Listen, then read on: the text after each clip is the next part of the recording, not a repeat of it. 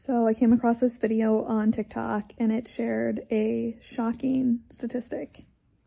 Now, when I get like shocked like this by something I see on TikTok, the first thing I think is like, is that true? Like, really? Really? And so when I saw this, I immediately went to screen record so I could show you all how I dive in to find out if something's actually true. Because just because someone says it on TikTok certainly does not make it true. Even if they say like, a study found this, research shows this, still doesn't make it true. Let's dive in. 8 out of 10 women who are childless didn't intend to be childless. It's called involuntary childlessness. The first thing I do when I hear something that I feel like might not be true or is just like so shocking I want to verify it is I go into Google and I basically just type what I just heard word for word. And I look to see where it came from. In this case, the video itself or videos about it come up a lot, which gives me a little bit of concern, but I ultimately ended up finding 2 articles, particularly this one from The Guardian, that are talking about being involuntarily childless. This one's from 2017. I'm scrolling through it and I'm looking for the stat. And I find what seems to be a good contender. They're talking about a 2010 meta-analysis by a Dutch academic. And in 2010, they found that 10% of childless women actively chose not to become mothers, and 9% were childless for known medical reasons. Let's do the math. 10 plus 9 is 19. Let's round it up to 20. 100 minus 20 is 80. That is the 8 out of 10 involuntarily childless women. So I click in because I want to see the actual article. Goes to a broken link. I come back. I copy and paste because I'm like, I'm going to find this article to see if this is really true. Sometimes people report research and it isn't exactly what the research said. So I'm looking for it in Google Scholar. That's my favorite place to look up research. And I'm having a really hard time. I can't find it. I ultimately end up going to Google, just normal Google, and find that it is this academic researcher's dissertation. And so I'm lucky enough to be able to download the dissertation and learn that it was based on data from a 2006-2007 survey in the Netherlands.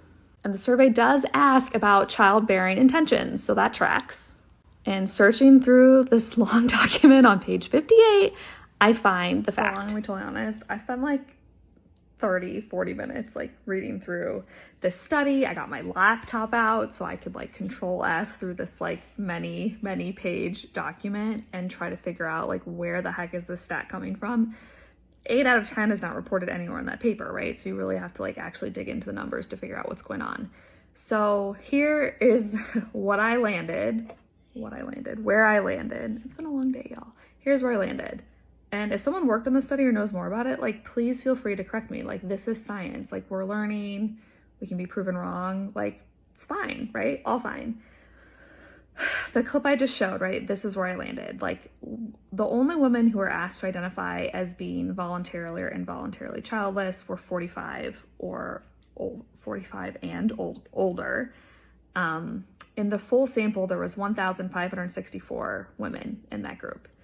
176 said they chose to be childless, and 142 said they were involuntarily childless. Now, I used a calculator to do the math. That's like 176 and 142, like that's really not that big of a difference between those two numbers. And that's voluntarily versus involuntarily. But if you do the math, that's really like about 9% of women are saying they're involuntarily childless. So 9% of women in this Dutch study with data from the early 2000s who are 45 and older reported that they were involuntarily childless.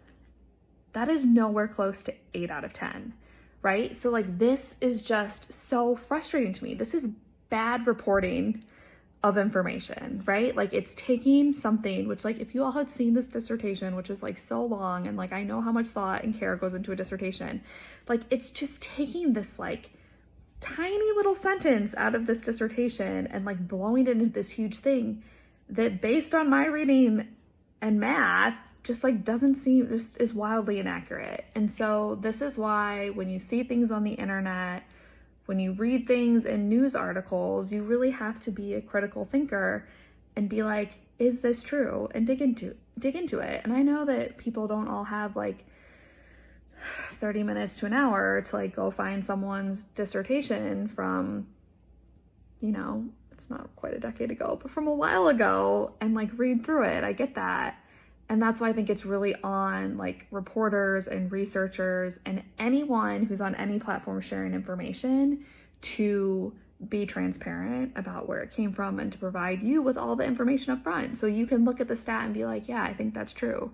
Or like, heck no, that doesn't apply to me at all. So gonna get off my soapbox now. I couldn't resist. I saw it and I was just like, is this true? Is this real? Is this for real? It's not. It's fake news. As far as I know, in this instance, fake news. So long, to be totally honest, I spent